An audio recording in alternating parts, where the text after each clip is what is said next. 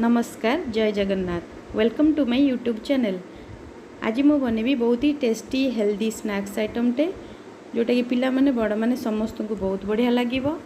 सेति पई मु नेइची गोटे कप बिरी, गोटे कप चूड़ा, गोटे कप चाउल, गोटे कप दही।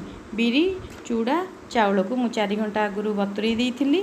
तापर आमे ताको ग्राइंड कर दबा। गोटे कप दही को आमे टिके नाकु व्हिप कर दबा। तापर सेतरे मिसई दबा, भलरे मिसई दबा भल भाबरे। तापर मु टिके लूण पकई दूची स्वाद अनुसार। लूण पकई पुणी घांटी की ताको मु गोळी दूची। गोळी देके आमे ताको 4 घंटा पे रेस्ट रे छाडी दबा। देखंतु एबे 4 घंटा हमर हेई गलानी। बैटरटी मध्ये फुली जाईची। एई भलिया टेक्सचर रखिबे, पानिया करिवेनी, पानिया करले भल होबनी। सेति पई का मु नेइची ग्रेट गाजर, ग्रेट कुकुम्बर, ग्रेट पियाज, कंचा लंका कटा, धनिया पत्र कटा। काकुड़ी को टिके आपण चुपुड़ी देइथिबे, सेतरे पानी बाहरिबो।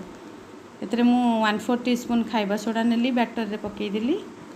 ताको आमे टिके हल्का भाबरे गोळेई दबा, बेसी जोरे फेंटीबेनी। एमे देखंतु एई टाइप रो गोळेइबे। मु एबे तावा ताती गलानी, मु तेल पकई देइथिली, टिके पानी छिटा मार दबा जा फल बढ़िया से उठी जावा। आमर यही भाई आण पकई देबे,